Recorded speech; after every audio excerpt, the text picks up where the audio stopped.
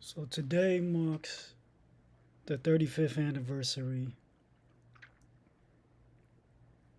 of Basquiat's passing. So we're just going to celebrate a little bit today. Maybe go on a deep dive. We'll wait for some people to get in here.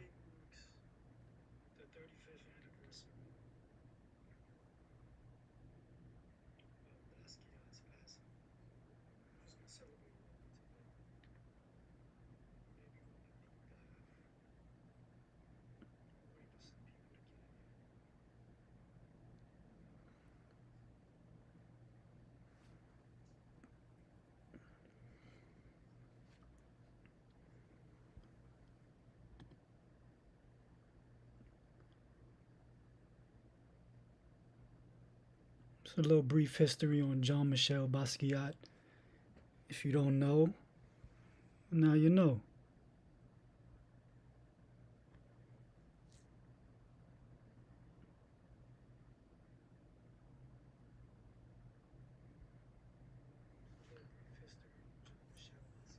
We're going to get into this stream in a second. This is my first stream, so have patience, but I got you.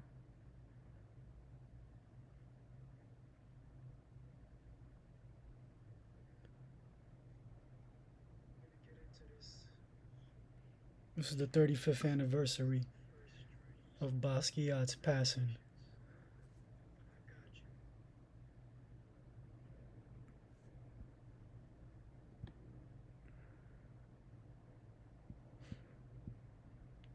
I'm going to talk about a couple of things today. I'm going to talk about his influence, some of his history.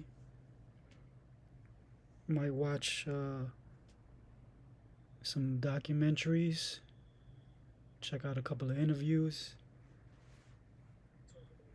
We'll also talk about why Jay-Z uh, channels Basquiat, or I guess thinks he's Basquiat. Listen, Jay, don't come at me. I'm just stating what I see and hear.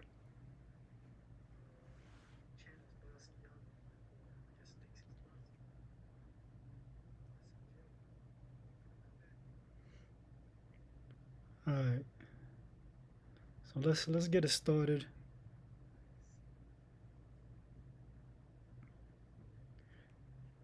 So if you don't know, Basquiat started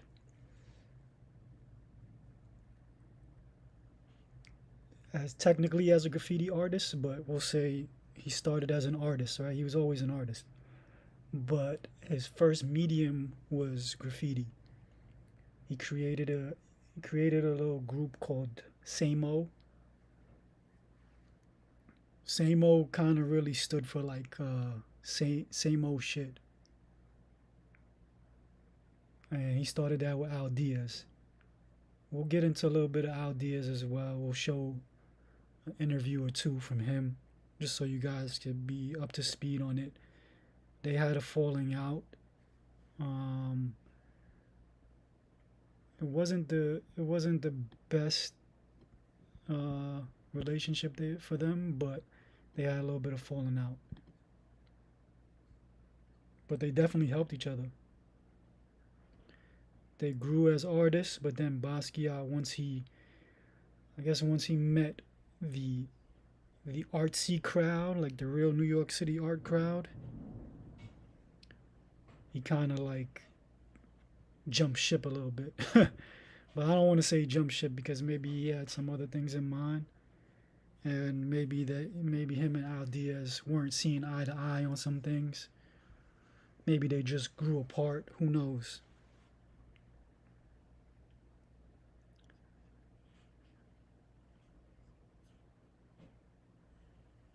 But Basquiat is he's born in New York. He died in New York. He's actually buried in Brooklyn at one of the famous cemeteries here in Brooklyn. Just giving you guys a quick brief overview. You know, this is Wikipedia. You obviously know the vibes with this. So let's play some of this. Let's get into some of this. Into some of the visuals first. Honestly.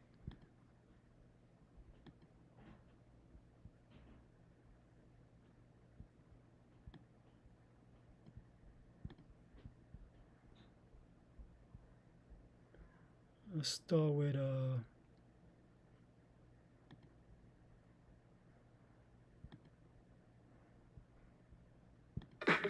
It's like a jungle sometimes. It makes me wonder how I keep from going under. I think Jean-Michel was always the edge. He was like naturally on it. Like, Fab Five Freddy. Don't push me cause I'm close to the edge. Broken glass everywhere. John just did it. You know, it was like, boom, I'm doing it. You know, he didn't think that much about it while he was doing it. You know, and there was a real raw immediacy to him. Oh man, I hope this music don't get me. And every time I saw him, he had something Copy in his strike. hand, drawing or scrawling or whatever, or talking about what he was going to do. And, you know, he just went out and did it. He kicked ass. It's like a jungle sometimes. It makes me wonder how I keep from going under. He was good with that. Yeah, he was sexy. He could, you know, he could get a lot of the ladies, especially like there's those an echo on sexy my art mic or something. ladies. You know, everybody's kind of like, you know, excited by him. That's the tango. Skip the life and tango. And so gone prince to seem to lost I think he was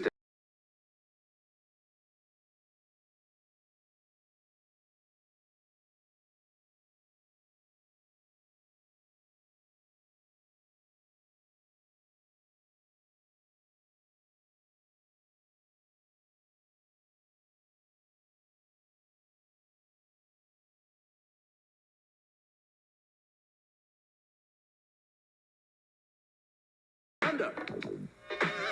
He wanted success, and I know this for a fact. He wanted to be famous.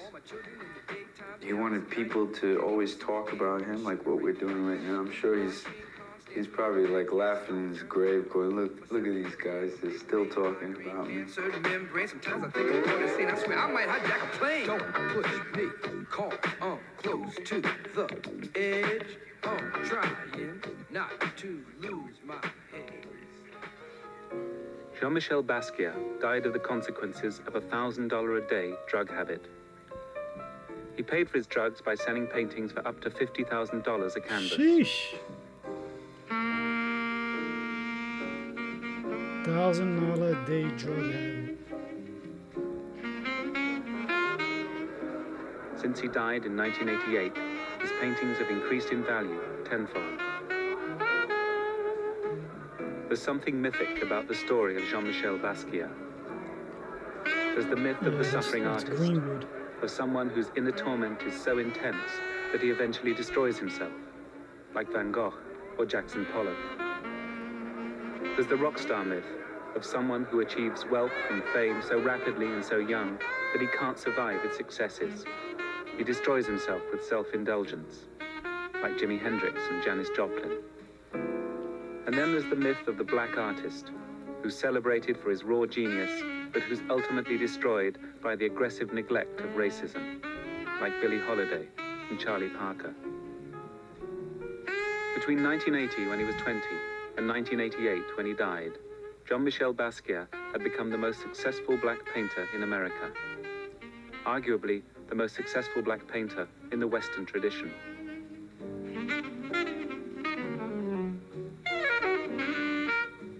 His work is in private collections and museums all over the world. But his artistic reputation is not fixed.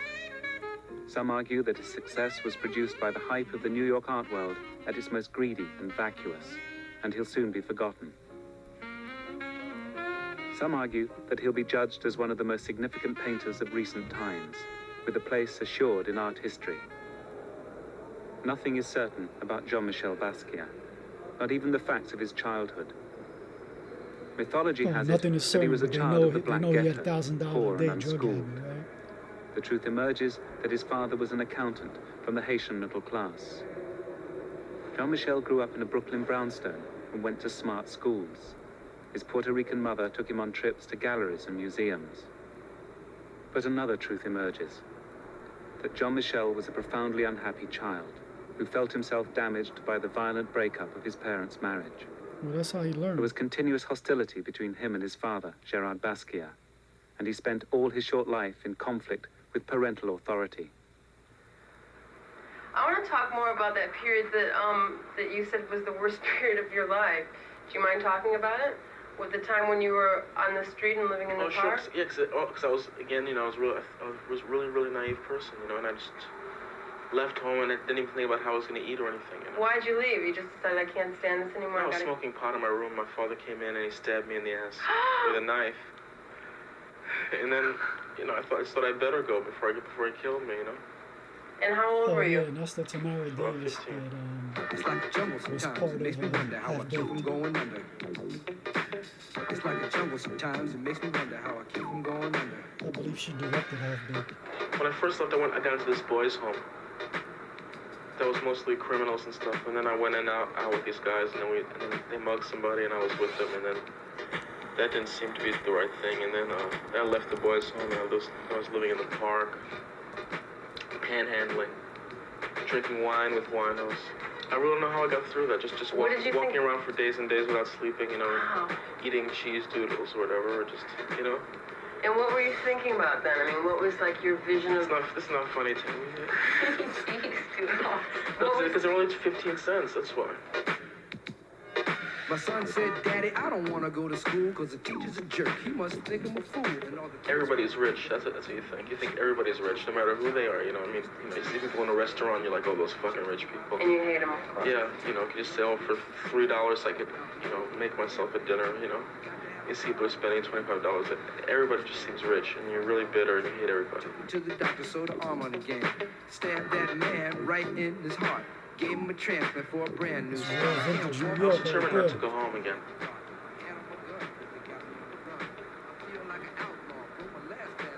But did you think I could be a bum forever? Yeah, sort of I did, yeah. Yeah?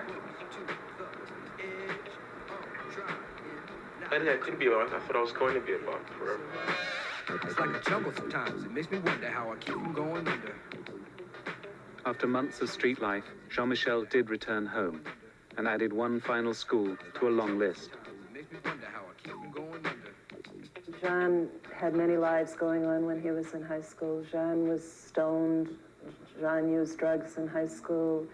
Jean was hustling in high school. I mean, that was one of the many faces of Jean. One day it's this cute little kid, and the next day he's telling us, we're hearing He didn't go stories to high about school. He went to Jean school on the high street. with a lot of New York City kids. What we came to enjoy about Jean A was lot of teenagers his from New York. creativity was so obvious, and it just Who oozed went from to high his school, pores but they almost. actually And went to school I high. had the feeling that that wasn't valued in his family at that time, and that frustrated him because that's who he was and that's what he liked to do, and he knew he had talent in some way. I think there was a way in which Jean, you felt that Jean, even as a kid, sort of knew he was a genius or knew he had something, he didn't need to follow the rules.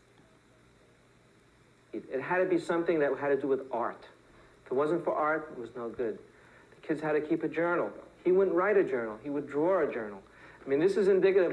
That's what John was all about. He wanted to do it his way, and there would be constant battles about that. I would tell him, look, this is a writing assignment. I have to help you with your writing. But I write okay. I said, I know, but that doesn't excuse you from doing the assignment.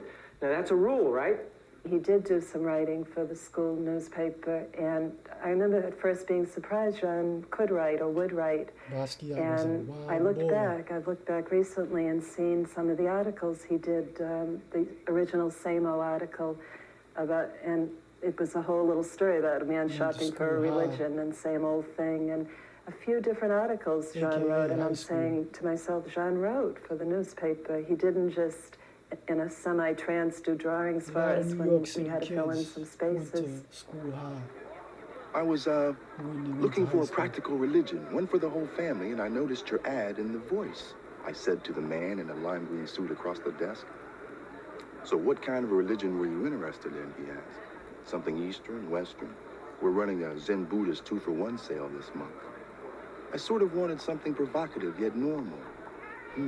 Said the man, thumbing through a catalog. What about Judaism? I come from a long, distinguished line of anti-Semites. I think they'd object. Besides, I never Let's really get these believed that lights Red up. Sea stuff. Maybe some Catholicism is live quite chats. popular during the summer months. No, I wanted something more stylish. Maybe some criticism. He leaned over the desk and whispered, Something. "What about Samo?" Samo, I asked. Well, yes, Let's get I'm some a people to Samoid tune in myself. here. Tell me more about this Samo, I asked curiously. Samo, he began, is the belief in mercy. We do all we want here on earth and then rely totally on the mercy of God on the pretense that we didn't know. That's the basis of it all. We didn't know. Same old. The way to a better life. It's like it could be anything. The It was way so to a better open-ended, you America. could form anything out of it. So it was a very clever concept. And he started elaborating on it, and I helped him come up with the format for There's it. the And young ideas right there. started making slogans about it. Like Samo is coming, ... or Samo is just ... Samo as an alternative to God. Samo as an alternative to the 9-to-5 bourgeois fantasies. We decided to take it out to the subway and write it on walls and stuff. Because I was a graffiti artist before then, and he was always intrigued with the idea of going around spraying stuff. New City is a place of mystery. Drug addicts, dope dealers taking over the street. He was a graffiti artist. In New York in the 1970s, no wall nor subway train was safe from graffiti. Graffiti had become a fashion, a social movement, and a vivid statement of self-expression. A way for the invisible young to say, I'm here, pay attention. While the transit authorities waged war on the graffiti kids, critics and dealers started to see them as artists, and to see graffiti on canvas as something that could be marketed. Among the Dayglow tags, the dry comments of Samo stood out. This was something different. This went on for about 6 months. We were really heavily Jello is made out spraying of around horse town. hooves. We were going around Soho, hitting the fronts of galleries and places where we thought we might, stir up some reaction. And then we discovered Soho parties. And from there we started hanging out with like the fringes of the art world. Uh-oh, so TV Party in the past has brought you some of the most significant commentators on graffiti in New York. But tonight we're lucky enough to have with us probably the most language-oriented of all graffiti artists in New York, Samo, and his associate. Samo, sorry. Samo, not Samo. Sorry, Mr. Samo. Well, you see it written on the walls and you don't know how to pronounce it. Perhaps you should put in parentheses SAY-MO, so that other people wouldn't make the same mistake that I just did. Yo, look at his face. He is tight. It's not necessary at all. Well, now I know, so we'll spread the word. Samo. Mr. Samo and his associate. What's the last Basquiat thing you wrote? wants to- I've been writing multiple he wants to choice smack symbols that lately. dude. Which of the following political symbols is omnipresent? A, television, B, the church, C, McDonald's, and D, same.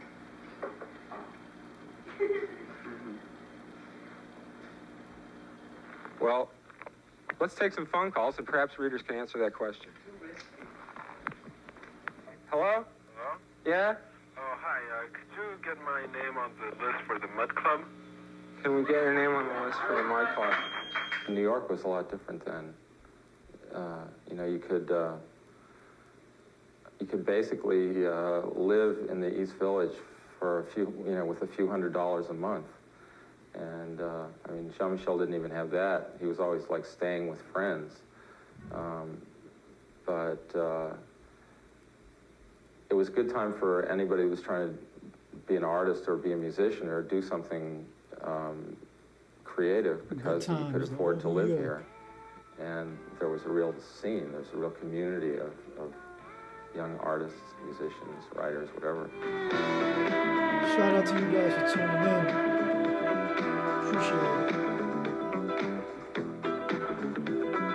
Top 5 Freddy told me everybody died. DJ spinning, I said in my mind. life. Flash is fast, flash is cool. Francois, c'est pas flash ain't no do. And you don't stop, shoot shot. Go out to the parking lot and you get in your car and drive real far and you drive all night and then you see a light and it comes right down and lands on the ground and out. At 18, 19 and 20, Jean-Michel moved from nightclub to crash pad and on again, cadging what money he could from friends and selling hand-painted clothing and postcards. Cars, you meet Cadillacs, Lincolns too, Mercuries and Subaru, and you don't stop, you keep on eating cars. Even as a teenager, he was obsessively prolific. Wherever he went, he left his mark. No surface was safe.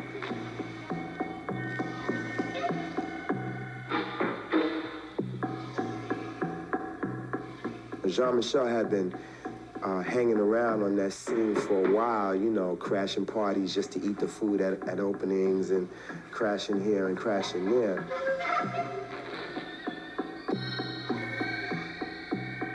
But I can remember from the points when Jean-Michel was still trying to do a band and bumping into him somewhere in the village and we was hanging out smoking a joint or something.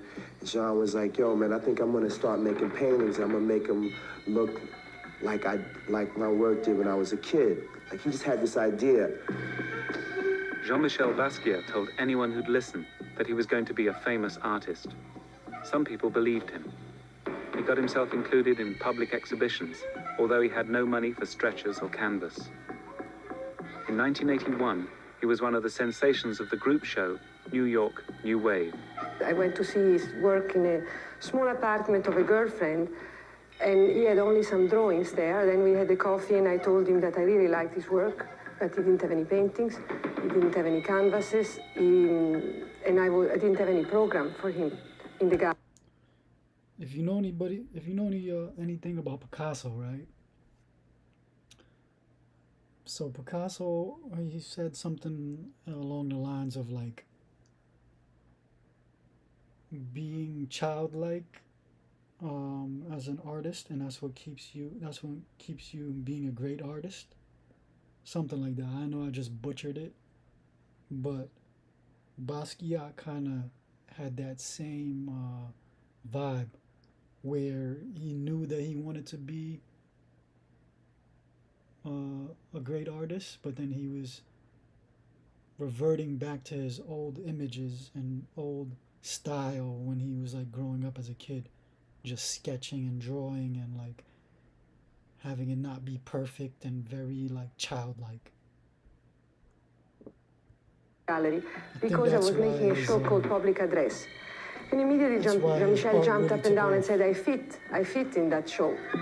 One of the reasons, at least. So that's how I started with Jean-Michel. He didn't have a place to work. He was in fact working in any friend's houses. And he wanted to make for the next show with me large paintings. So I told him that he could paint in the basement of my gallery, which would avoid also any problem of shipment. And so he did, and he was very happy to work there. When he was painting in the basement of Nina Nose's gallery, because of the fact that he didn't have a studio, I remember telling him, Jean, I don't think this is good, because you're being black, the work is just beginning to surface, people are saying great things, but some people that don't understand are saying, Nina Nose has this wild man painting in her basement, and he's just like a savage off the street. When these people didn't really understand how much sophistication and intelligence was going on there.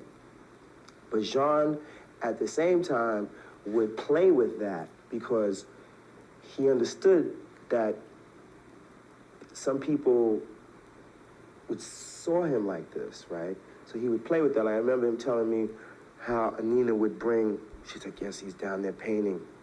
The collectors would be like, really? He's down there now? Well, can we go see?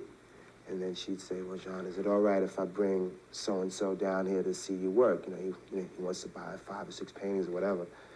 So she would let him bring, she would bring him down, and Jean would be all covered in paint, dreads growing up into the sky.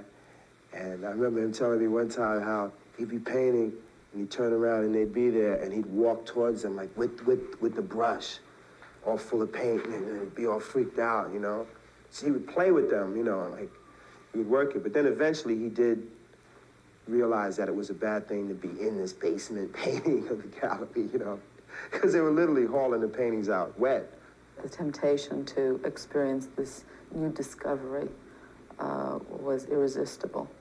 And we immediately went downstairs to see.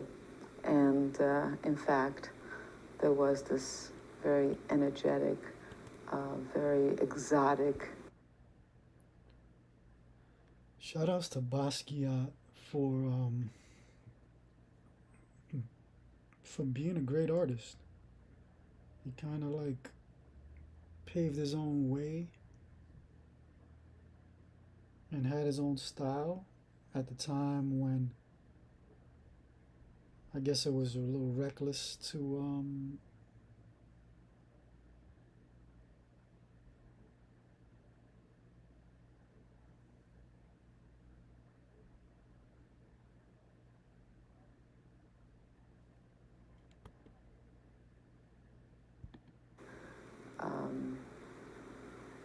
person that was engaged doing the work that as we were meeting him.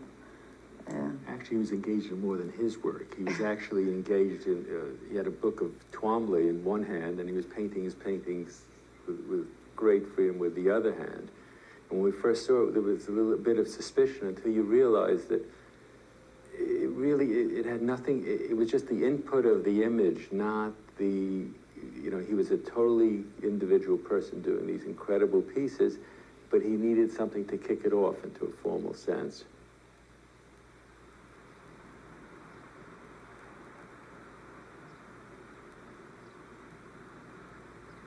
I think that he wanted to be exploited. I mean, he wanted somebody to take his work and sell it and make it as valuable as possible.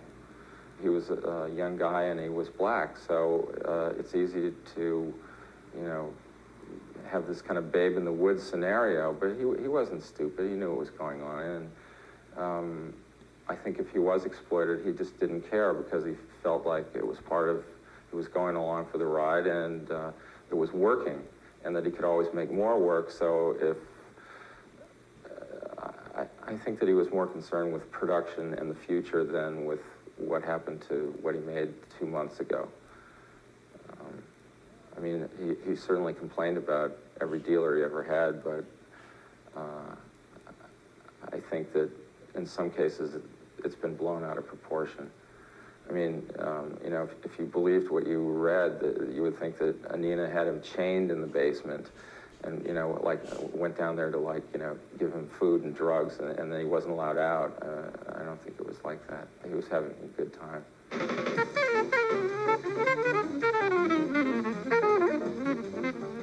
The first half of the 80s was the period of his breathtaking success in America, Europe, and Japan. Jean-Michel became one of the icons of the new era of artist as celebrity. He became everything that he put down, I guess, eventually. I guess he decided, you know, more than we did, that he was going to play this art game. Also, he started realizing that the people that we were involved in were really just the fringes of the art world, just not really in with people like Andy Warhol and successful artists. So he just started climbing the ladder. About that time, we had our falling out. We just grew separate ways. I was very bitter, and he was bitter, but he was gonna be successful, and I wasn't thinking in that direction. I was just still being a kid, a rebel. He was messing around with a girlfriend of mine at the time, and he spat in her face while they were screwing one night. So it really pissed me off. So I was pretty enraged about anything that had to do with Jean-Michel. I started really hating him. Some boys kiss me, some boys hug me. I think they're okay. If they don't get...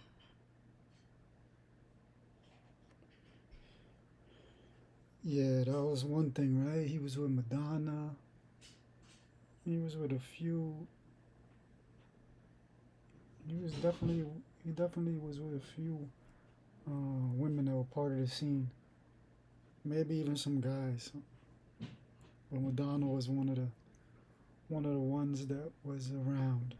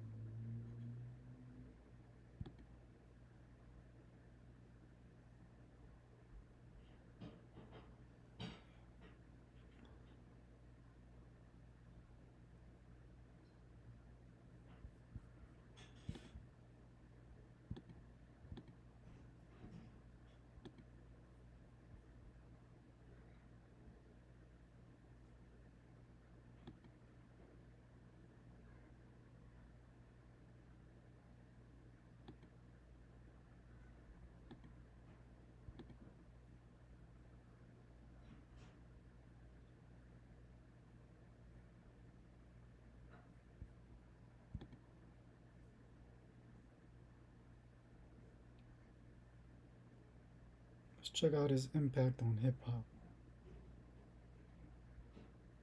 The modern day version with better features.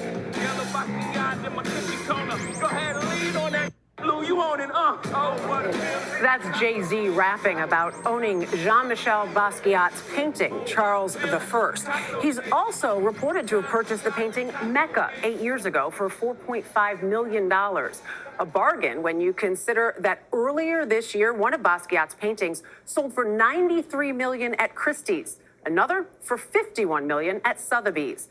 Outside of the auction houses, Basquiat's legacy is also being celebrated on multiple fronts, including his role in the early hip-hop movement. This is the music video that unexpectedly helped launch hip-hop culture into the mainstream. Featuring Blondie's Debbie Harry rapping to Jean-Michel Basquiat. Continuing past other graffiti artists like Lee Quinones. He would use his spray paint to return the favor. So this piece right here was done on 2 aluminum panels. I told everybody to leave the room, including Jean. I said, get out. And I painted in about 5 hours. It's gorgeous. And that was like a way of saying, listen, guys, this is bigger than us. You know, we can bring it to a whole other level. The painting is part of the exhibition Writing the Future, Basquiat and the Hip-Hop Generation at the Museum of Fine Arts in Boston. So early hip-hop culture was a multidisciplinary art form that consisted of rapping, Attention everyone, my name is Mighty C. DJing, breakdancing, and then the visual art arm of it was graffiti. Liz Munsell is the co-curator. This was a time that was transformative, and all of these artists, Basquiat included, were the pioneers of contemporary streetwear as we know it today. I'm awed at the detail. This is Jean-Michel Basquiat's 1985 portrait of his friend, graffiti artist A1. So the sneakers alone are just so fantastic. And the trench coat, the beanie, he's just exuding style. The exhibition pays tribute to post-graffiti art when Basquiat and his contemporaries This is a 13-foot canvas. used their spray paint on canvas instead of city walls or subways. It is a multi-part drawing that basically depicts the history of subway graffiti. It's pretty epic. All these artists, were really battling against being framed as delinquents, as vandals, for deciding to work on the trains. The exhibition also places the graffiti writers at the center of rap music's origins. So this is Bebop, a track that Basquiat produces in 1983. It effectively becomes one of the most important tracks in early hip-hop history. Munsell attributes Basquiat's artistic break with his casting in the movie Downtown 81. I've made my mark in the world, and it's made its mark on me. Which gave the young artist access to canvas, supplies, and his own studio. It's an absolute centerpiece of the show. Pieces like Hollywood Africans would help turn Basquiat into the figurehead of the hip-hop artists.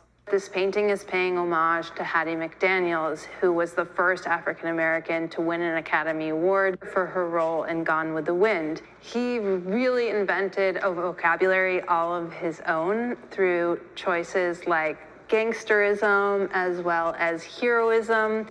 He's talking about these dualities, and he's talking about the role of the gangster that he's playing out in the West Coast art world.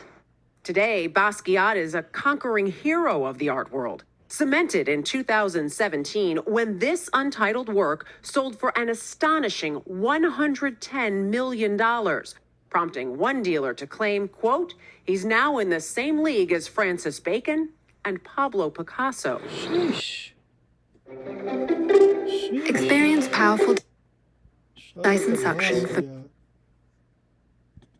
Shout out to Basquiat. Basquiat would be 60, but died at age 27. He's buried in Greenwood Cemetery in his native Brooklyn. Yeah, this is the 35th anniversary of his passing.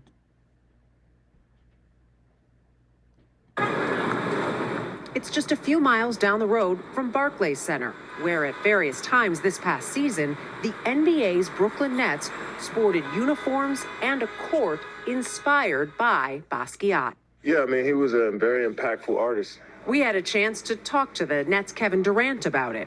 A lot of guys said they want to try a white jersey next year, the Basquiat jersey. So it's a part of who we are. Artists like that really are in our DNA as a team and as an organization and as a city. Had you known of him before? Yeah, for sure. Knew his story, try to look for some of his art. It's hard to get, but it's good that we can represent him in some way and have our own little art piece on our jerseys as well. The Nets also took the concept off the court, partnering with the Department of Education to develop a Basquiat-focused art curriculum for 1,400 middle and high school students in Brooklyn. Are you surprised at how your students responded to this? I am. And art teacher Tina Stevens helped 11th grader Ricky Molina with his design for this tote bag. Cut it up, we kind of stitched everything, and then a lot of pictures that I took because I am a photographer. So like my name, it's like RXKY, it's all over the place, everybody says it. Has it changed how you think of yourself as an artist now? Yes. The beginning of the school year, I was really going through like a phase of depression because of school and everything. Even though there's dark spaces on this, there's still light here and there. A lot of people go through struggles that think that they can't come out of, but everybody can come out of that struggle. You guys met in person for the first time today. Yeah. Middle schooler Vera Montiel worked remotely with her teacher, James Haggerty. This one is called Hollywood Africans. This is an artist who has a lot of depth. He has a lot of symbols in his work, and I felt as if he really had something to say, and I wanted the students to enjoy it. All of this is basically my identity. Vera's work features her love of singing, her family and its Ecuadorian heritage, and social justice. Would you have put social justice in a piece of art before learning about Basquiat?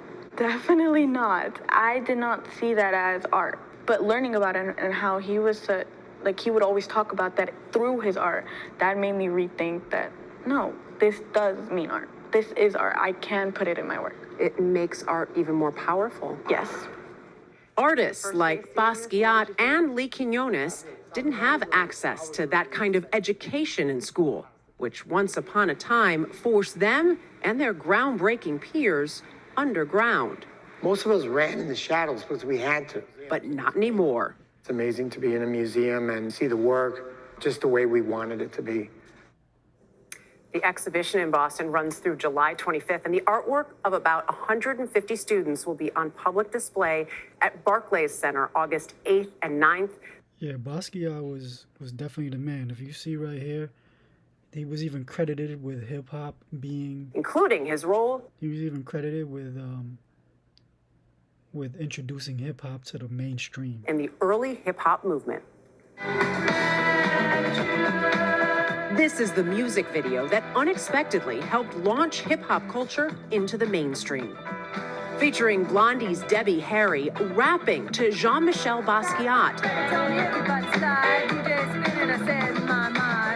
Continuing past other graffiti artists like Lee Quinones.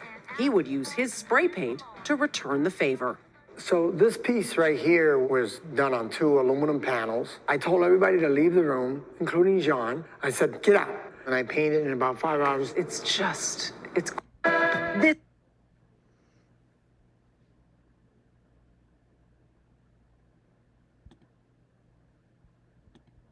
Harry rapping to Jean-Michel Basquiat.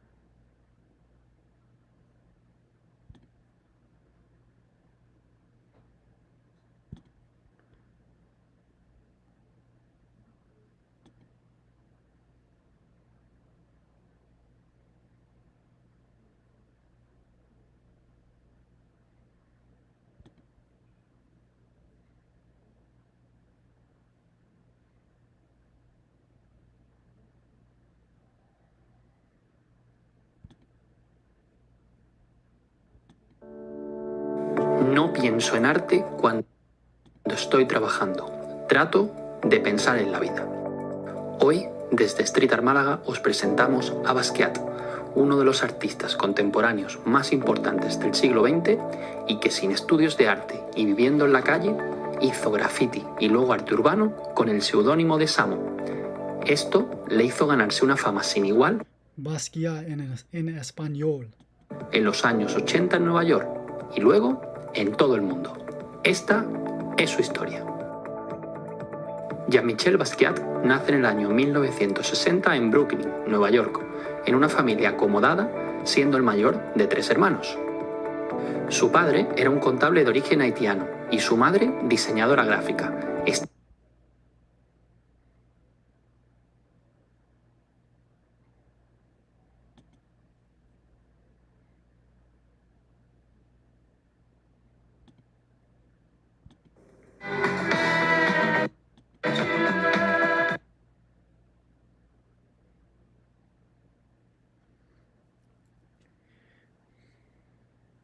So Basquiat was credited for introducing hip-hop to the mainstream, kinda, sorta, technically maybe.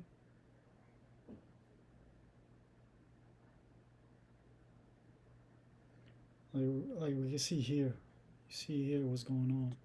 This is the music video that unexpectedly helped launch hip-hop culture into the mainstream. Featuring Blondie's Debbie Harry rapping to Jean-Michel Basquiat.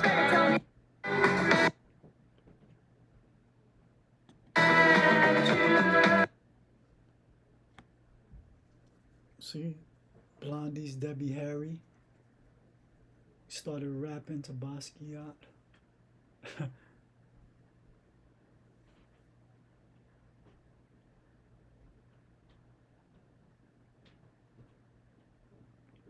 I mean, hip hop was underground at this point, right? But it was still, it was heavy in the parks, heavy in the street. It's heavy everywhere except mainstream. It wasn't really televised.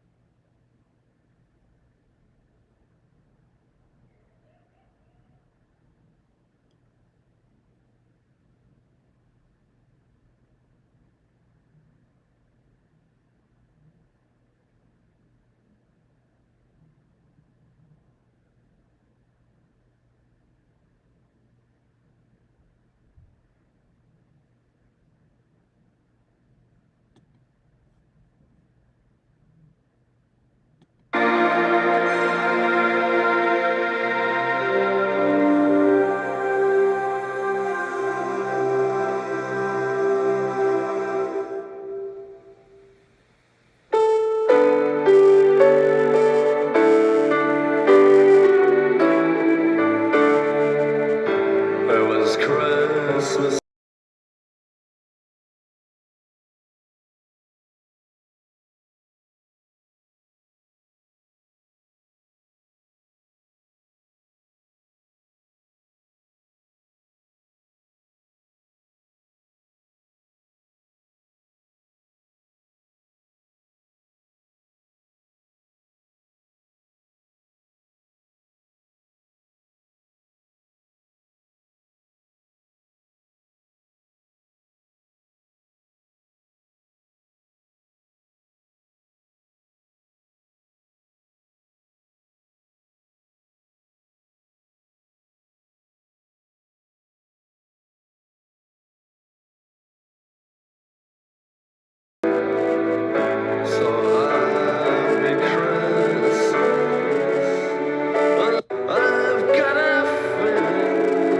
Salute.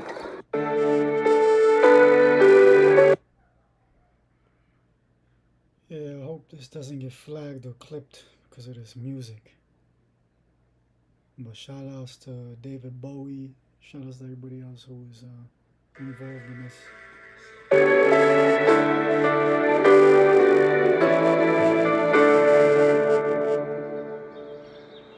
Everybody wants to get on the Van Gogh boat. There's no trip so horrible that someone won't take it. The idea of the unrecognized genius slaving away in a garret is a deliciously foolish one.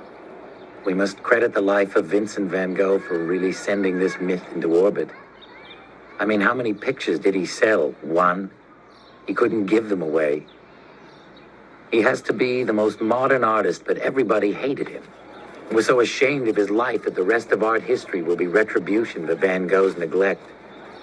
No one wants to be part of a generation that ignores another Van Gogh. In this town, one is at the mercy of the recognition factor. One's public appearance is absolute. Part of the artist's job is to get the work where I will see it. I consider myself a metaphor of the public. I am a public eye, a witness, a critic. When you first see a new picture, you don't want to miss the boat. You have to be very careful. You might be staring at Van Gogh's ear.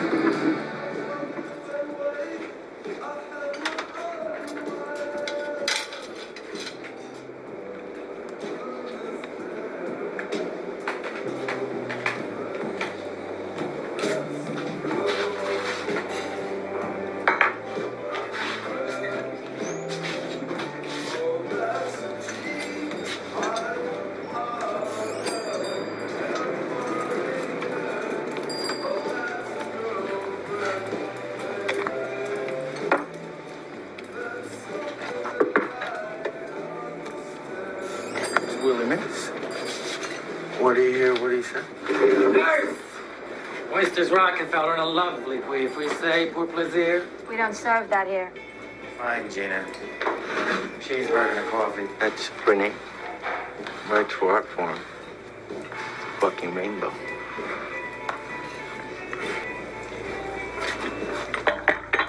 You guys know what you want? Yeah, this flick is really dope. Pancakes? This is made by someone You that want was anything? actually there with Basquiat and Al Diaz and all of them like, during the whole rise and come up. Want some coffee? So this is actually a really like Oh, you can't have detailed that. account, and it's pretty accurate from You can't have that in here. what I've heard. Who, her? Hide it. Let's watch some of this. See what's going That's on. entertainment. Pancake table drawing. You know, I'm a little busy right now, Benny. Good night.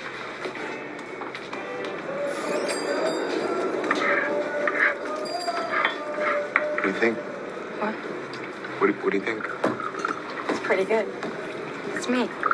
All right, making a mess here. Look at you. Get out. Okay, goodbye. Well, it's pancakes. Leck, would you let him order? Let him order? You nuts? Leck. I need this. Do I? Jesus Christ. I'm sorry. What's your name? Gina.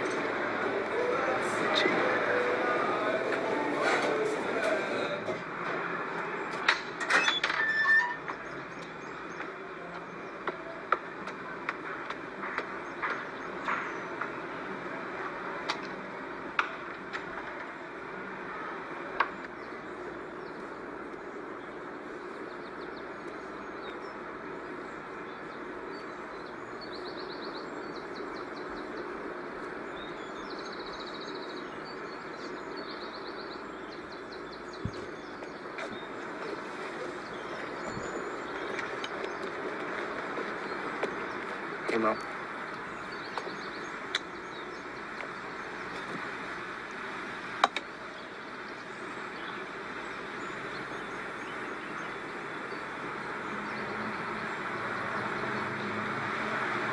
I'm gonna get married.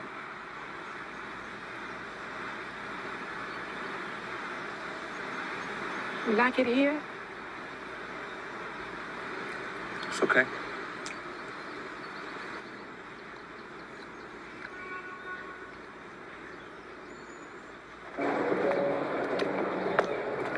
Hey, Gina. Can I walk you home?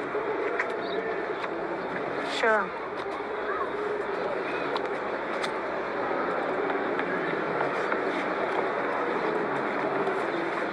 I'm in a band. Playing at the Mud Club Thursday. Put you down on the list.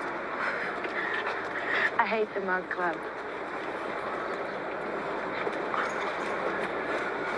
You've been camping out? Because you look like you could use a scrub. I'm clean. Yeah?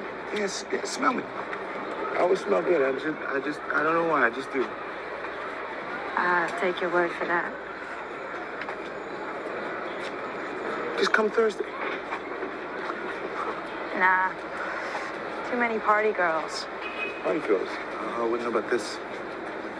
Can I call you?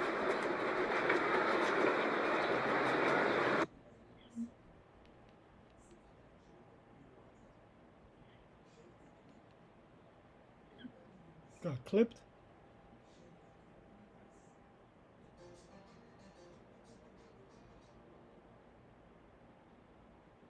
No. Who flagging me?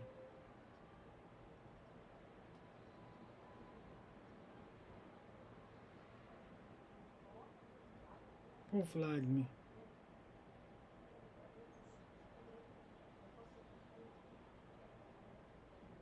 What do you mean it's unavailable?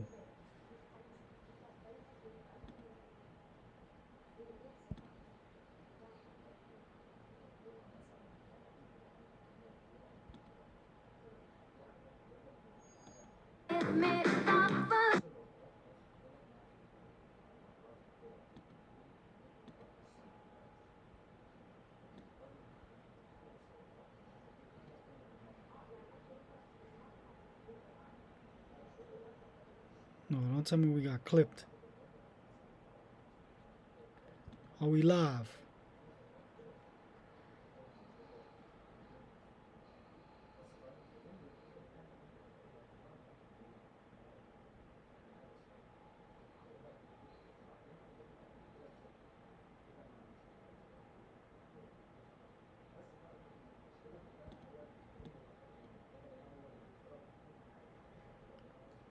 Are we live and direct?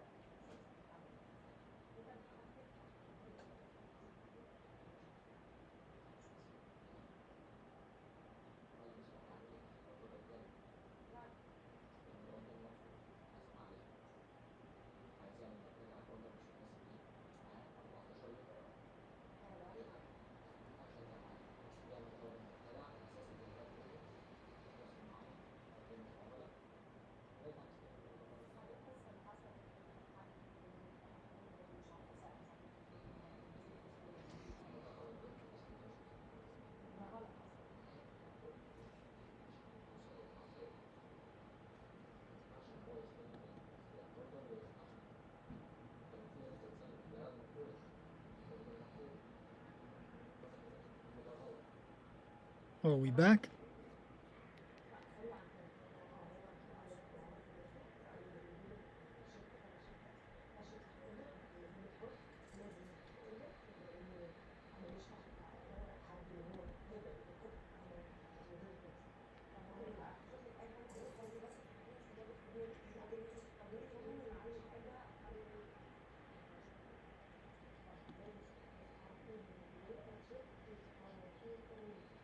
Are we back?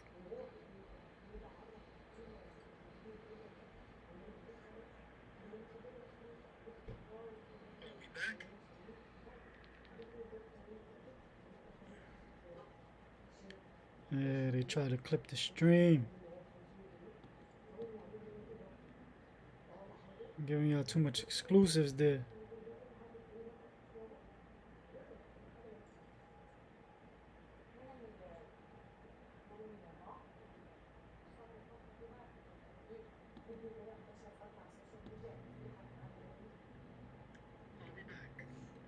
Probably save that for last then.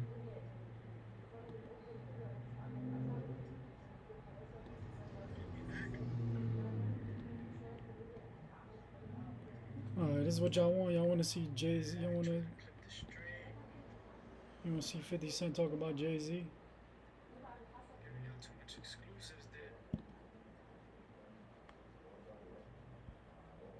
Want to hear 50 Cent talk about Jay-Z?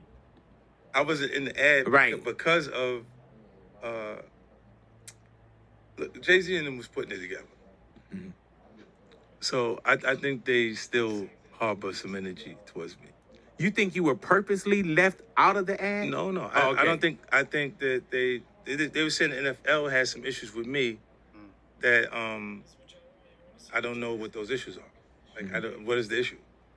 You see what I'm saying? Like, and I with M, because like with Nori was, he had communication. He said, yeah, I talked to the big homie. You saying, told Jay, he was telling me, you know, the white boy wouldn't do the truth without 50. I hit the homie, the big homie Jay-Z, right? And I told him to come pull up on me. And he pulled up on me and he said, the white guy called for 50 Cent. So I said, well, who's the white guy? I'm digging this Jimmy Iovine. And he said, no, Eminem called directly for 50. And he said, That's his guy. He said, I can't do it if I can't bring 50 up. But that's his guy. Right? And I'm like, that's when I start saying crazy stuff because I look and I go, oh, that's your big homie. Right? So you image yourself after a gay painter. The big homie want to look like a gay painter. What are we talking about here? We were talking about Basquiat. He wants to look like a gay painter. Oh my God, I think I know where we're going with So this. now look, what I'm saying to you is, look, when you start looking at, that's not mine, that's theirs, their Harper, right? But when you look at, M is looking at the entire legacy. Yeah. The whole thing, like with M, Dre, and myself, like I'm a shady act.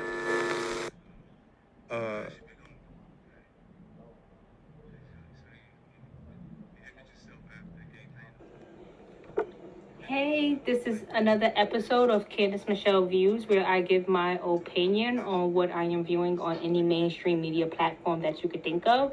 So I wanted to go over Jay-Z.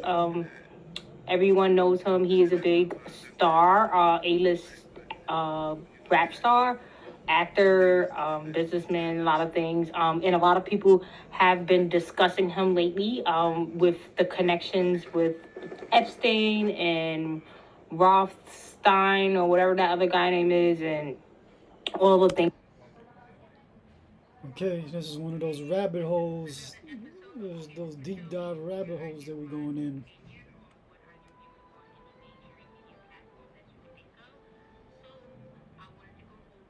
Let's check it out. Hopefully we don't get clipped. Things that's been going on lately with Oprah and numerous other stars. Jay-Z name is among the talk of all those situations. So a lot of people were giving stating that he may be have transitioned into a different person, and they're playing the role of Jay-Z. And I did want to look into that. More than they use, a lot of people are saying that Gene YouTube for Michael Basquiat, which he is a street artist, a street graffiti artist, and became a very big star. And people were comparing Jay-Z and him together, advising that it's possible that Gene Michael Basquiat has transitioned into now playing the role of Jay-Z. So when I did take a look into it, I decided to make a video because some things did sync up and align, and I did wanted to just put it together and see what other people think. And let's go through some information about Gene Michael Basquiat. As you can see, he is French, and he was born. Jean-Michel Basquiat. Jean-Michel Basquiat. Yo, she is like butchering the name. On December 22nd in 1960, another Capricorn handler. A lot of them are Capricorns. And he passed away August 12th in 1988. So I found that very interesting because I didn't know he was actually passed away. And he actually died off of a heroin overdose. So I just looked into, as you can see, a heroin overdose. So he was born in New York, to be precise, Brooklyn Park Slope. And that will be another connection with Jay-Z somehow down the line, as I'll show you. And he had, of course, a tragic long history of like where all these celebrities have, where they say Basquiat was born in Park Slope. He was the second of 4 children. As you can see, his father was born in Port-au-Prince, Haiti. This seems like it's gonna get reckless. Well, we're here going down the rabbit hole. So I'm not wrong when I'm saying the things that I'm saying. And his mother was born in Brooklyn, parents to Puerto Rican descent. See how his father came in and had a child with a Puerto Rican. He was raised Catholic. He has all the things lining up for him to be A-list, whatever they were ever going to create this kid, because they are born into it.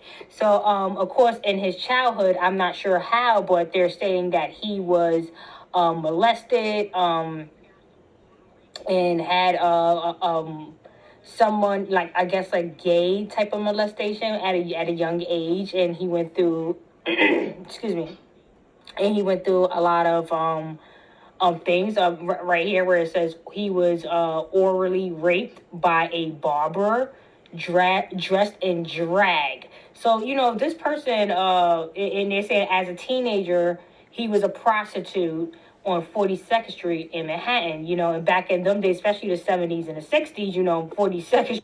I'm gonna just say one thing: don't believe everything you read or see on Wikipedia. Street was a big place where people will, do a lot of hard drugs and prostitutes. So it's not shocking that, they're saying he passed away over a heroin overdose. So I'm not let's saying just keep that that's all false, this but in it could be mind true. of what's the making of a Illuminati person. He has everything here checked, as I told you. As I've been telling you guys, if you've been watching my channel, on how all of this kind of works for them and what kind of connections they have. I don't know exactly how it works technically, but you can obviously see that this is what's going on. There's a lot of North French, Haitian, British, Dutch. They're all the same people that has traveled the world and has now created this place, in the world where they don't have to work. They consider themselves elites, A-list people that should not have to do any manual labor and put themselves in an upper class, which I don't believe should exist because everyone should be on the same platform and on the same level. But for some reason, they have created something where they are not. So yeah, they're in a small, a 1-3% of people that get to actually enjoy their life through it, exactly, make their life as they want. So yeah, he's a legend. He has a legacy. So this is like his drawings that he's known for being very famous, and as you can see, it's going for like 31 million. As you can look at most of these. Just to let you know that this is a 35th anniversary of his passing today. That's why we're doing this stream right now. But also just to put people on to what's going on with his history and his legacy. Drawings. I mean, I'm not really going to blow up a lot of things because I don't like when it goes back. So I'm going to try not to do much of that. But as you can see, the drawings, it looks like something you could do, like a 5th grader could do. It's like a lot of doodling in lines, drawing. It's not really like a lot of, it's very graphic. I wouldn't say it's not talent, but, it's just something. That was his style. His whole style was to be childlike. I feel like 31 million and him being such a big A-lister, they just it just shows like they're kind of making fun of us. Like, look what we are making 31 million, like just because somebody believes that this is real art and it's all just a scam. They're all, as I told you, artistic type, lefty people. Well, technically in general, fine art could be a scam and kind of is a scam, but we'll get into that later.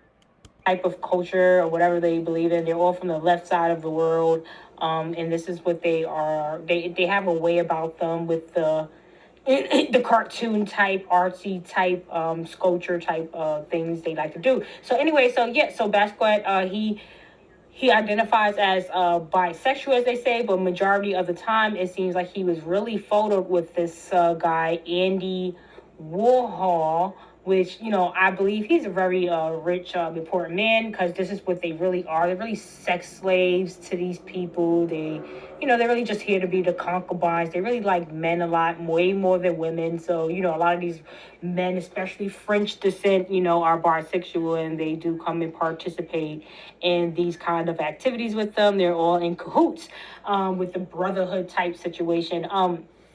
So, this is what I believe, that this is most likely, is his boyfriend, because he was pictured with him a lot throughout his time. As you can see, he's definitely a part of the game. He probably doesn't even know how to draw. That's why he's doing things like this. It's just they give them a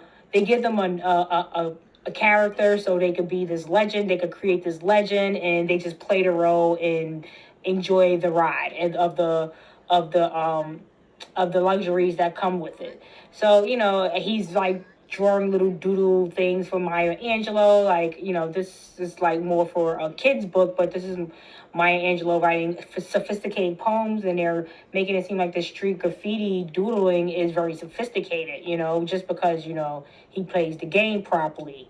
So, so here he is, famous, with the crown on his head.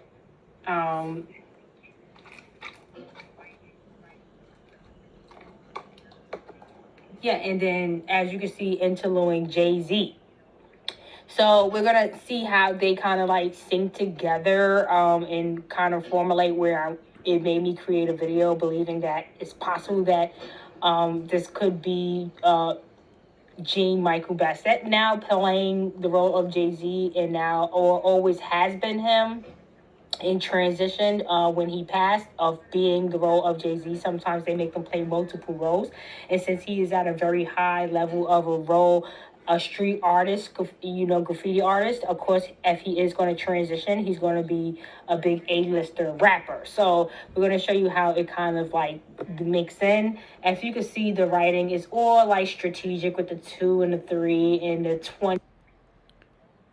This is getting reckless, and we might be going down the wrong rabbit hole here, but you guys are along for the ride.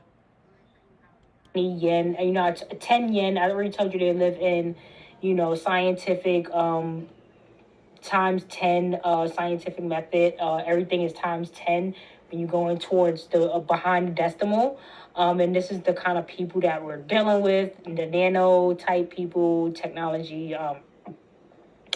So yeah, all of that is strategic in there. So it's not like he's just some regular street artist, because he's putting in some cryptid things. And Jay-Z and Beyonce are obviously very put together, like as most of these people are put together because they have to date each other. It's more like a arranged type situation for status. They always marry, most likely, just like the culture, for status and things like that nature. They don't have to really actually care or like each other. They don't really ever really be with each other. They just make their cameos, and that's it. So a lot of people know Jay-Z as, for Reasonable Doubt, but a lot of people don't know that before Reasonable Doubt, he had a mixtape called the Demos. So this was done in 1989. Okay. So funnily, he dies in 88, and then here goes this demo tape, Young Jay-Z, coming out in 89, and then continuing on with his rap career with J.O. in 1990. So a lot of people may think, oh, that's a coincidence, but it's just weird that this guy, cancels out at 89 off a heroin dose, and then here go him on the scene, becoming a rap star at a very young age. As you can see, in 1990, they came out with the originator, him and Jazzo. So before 1990, he had this mixtape. So Sean Corey Carter, born in December 4th, both born in December, as you can see. He's a Sagittarius, he's a Capricorn, but both the same month. It seems that,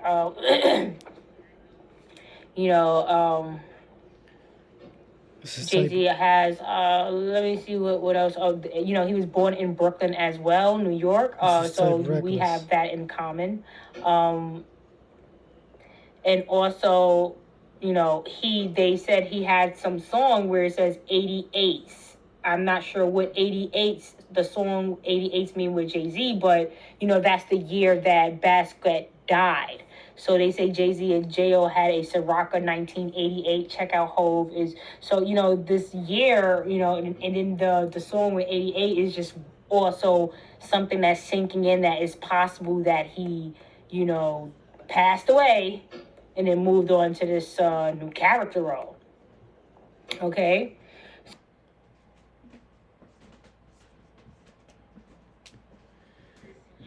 This is reckless.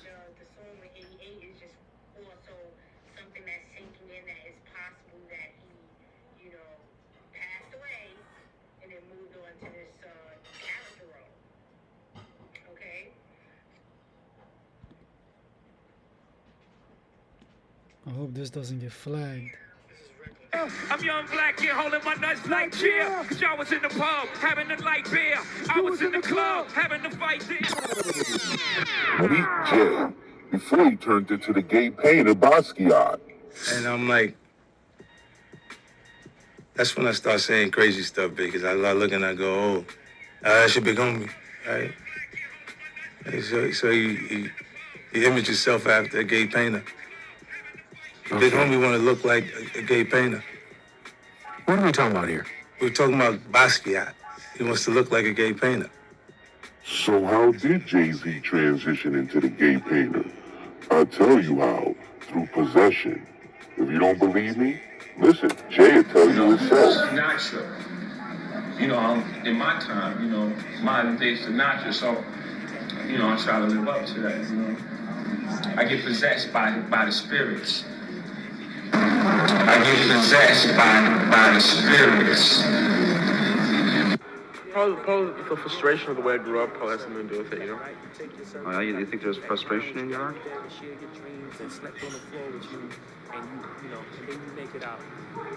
No, but I think frustration probably caused me to do a lot of it, Like, I had to leave home to go out. In a way, you see what I mean? And does that spirit carry over into your paintings, do you think? Well, I hope so. I used to think I was getting soft. You'd hate to think, but you just said you're tired of being the angry young artist. That was just a joke. That was a joke. Oh, you like being the angry young artist. Or you're indifferent. You're indifferent. Or Crazy, ain't it? Nonetheless, things out here is getting hella strange. Husband and wife there. My mama at work trying to buy me the right gear. 9 years old, uncle lost his life here. I grew up thinking life ain't fair. How can I get a real job trying to wipe right there? Right in front of my sight like here. Yeah, there's your ticket out the ghetto, take flight right here. Tell me you go bye-bye here. Then, there's a different set of rules we abide by here. You need a gun. Niggas might try by here. You're having fun. Waiting on your hot rods there. Downloading all our music on the iPods there. I'm Chuck D, standing in the crosshairs here. Y'all straight. Chicks got horsehair here. You ain't gotta be in fear of your bosses there. You lose your job, you pop rich. Y'all don't care, so I don't care. You're acting like y'all don't hear. All the screams from the ghetto, all the teens ducking metal here. Yeah, so we steam like a kettle here. Trying to take our mind to a whole different level here. We real close to the devil here. Somebody call the river here. Yeah, you must really be in heaven there. Somebody tell God. If you enjoyed this video, please like. Man is in the building. Funk Dr. Spot is in the building. Hey, I got a PSA announcement for everybody out there. If you got pain, you suffer from anxiety, go get your CBD smokes, CBD gummies, and CBD oils.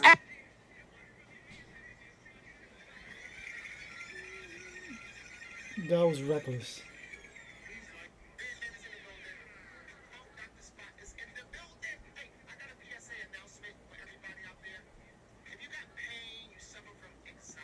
I'm close to the edge.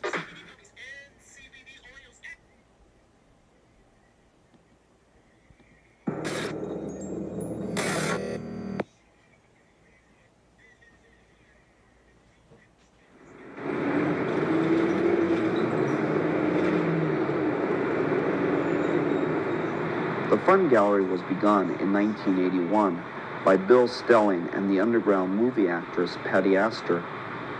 While acting in the movie Wild Style, Patty met graffiti writers like Fab Five Freddy, and the Fun Gallery soon became a top showcase for the best in graffiti from Manhattan and Brooklyn. How'd you get involved with graffiti? Coming down to the East Village, and I was looking at the stuff on the trains, and I met them at parties. And what, you thought it was the most interesting art going, or the art that had the greatest potential? Well, no, I just thought they were good artists. I know a lot of good artists, and I thought they were good artists too. I never really distinguished between graffiti and art, really. Would you consider graffiti a mainstream art or mainstream culture? Well, I don't understand what's the difference between mainstream. I mean, just like the gallery, I never wanted to be considered an alternative space. I don't understand really the meaning of that word. I think that it can be appreciated by just about anybody. We've had shows all over the world, and a lot of some of these paintings in this show here have already been sold to banks to put in their corporate headquarters, like this one. And I think that a lot of people, we are known a lot as a graffiti gallery, although I think as our other artists are starting to get more well known, that's changing. Because I never really sought to be a graffiti gallery or market it as graffiti at all. It's just art. And I think that a lot of people, when they come down, we finally get them down to the gallery and do a little education, they're very surprised by what they see when they get here, because they're just expecting a big bunch of throw-ups or something like what you see on the trains. I think if you have... She knows about throwies. Oh, she's representing. She knows her stuff. Something worthwhile to offer, you're going to outlast any trend. And that's one reason why I've always tried to, as I said again, just present this just as art, because I think that it's a big responsibility to tell someone that you think they can be an artist and support them. And don't have no intention of having these guys, left in the lurch after 2 years. I think that there's a lot of people around that have every intention of doing that. They don't care. And just as I said, there's good artists and there's bad artists. The good ones will last and prevail. We were the first gallery to show individual artists from graffiti in individual shows, to differentiate that it's not just like graffiti. There's individual people who are artists who have very individual styles that are doing that, and we were the first gallery to give them one-man shows so that people could see their individual styles. My name is actually Fred Brathwaite, but all my friends call me Fab Five Freddy. Yeah, that referred to 5 graffiti artists? Well, mainly the Lexington Avenue number 5 train, which the Fab Five, mainly Lee, Doc, Mono, and Slade and Slug, made famous for doing elaborate, trains, subway, whole cars. I haven't done any graffiti since early 1980. Basically, what I do now is just produce and produce, paintings, stuff like that. What's the difference of doing it on trains and doing it on canvas? You can't do graffiti on canvas unless you're doing it in an illegal context. Graffiti is illegal. It's a crime, and it's like a teenage street activity in New York, which is really wholesome. It's like baseball, stickball, punchball, tag, ring-a-levio. It's a street game, particularly what I see myself and my fellow artists that show here at the Fun Gallery, mainly Dondi, Zephyr, and Futura 2000. What we do is really a lot different from what we've done, or what we basically, people just like to throw the word graffiti around because, of course, it sounds like, illegal, Robin Hood or whatever. But it's not about that for us, Well, basically what I'm doing with this show is what I call still lifes in space, Basically paintings that I wanted to make for a long time, but didn't have time to make them because I just was, I did a movie, Wild Style, and I made a couple of records. But they just came out in about 2 weeks of painting.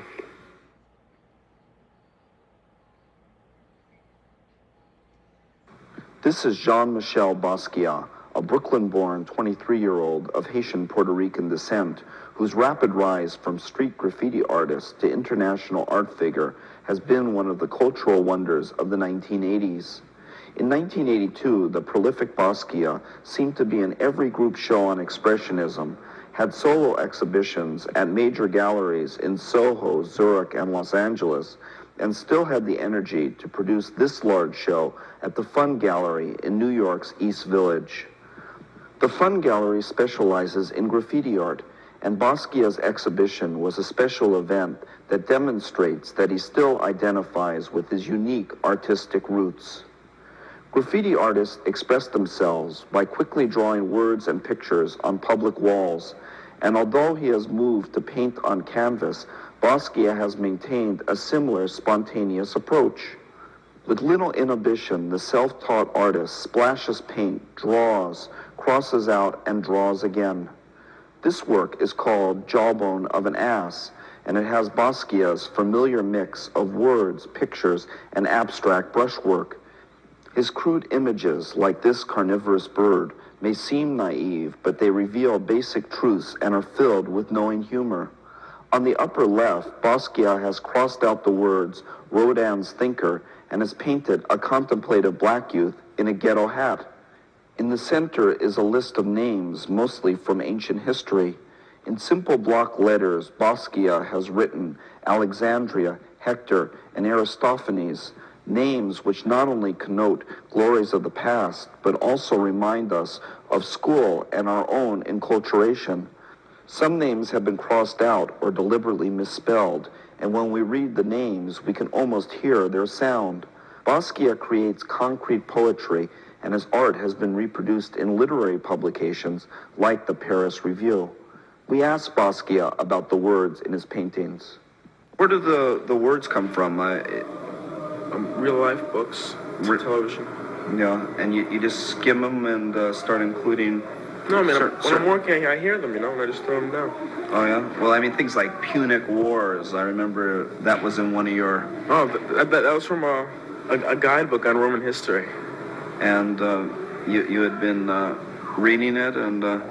Well, it wasn't that long, that actual history part of it. It's like, history of Rome in 5 pages, Yeah. And so you snatched a few words from it. Yeah. I didn't snatch them, They caught your... They caught my eye, and I took them. This painting is another mix of loosely connected notations. With words and pictures, Basquiat plays with the basic theme of anatomy and the human body. Showing his street smarts, he has named this painting Da Vinci's Greatest Hits, an allusion to Leonardo's famous anatomy studies at the Royal Library at Windsor Castle. One body part that Basquiat seems especially fond of is the foot, and this painting is filled with disarming, fresh drawings of feet seen from every direction. Basquiat learns about anatomy by studying traditional art, and in the upper right corner there is a reference to the return of the prodigal son and a drawing of the son's leg as he kneels to beg his father's forgiveness. On the left side of the canvas is some abstract brushwork, and below that is a huge leg.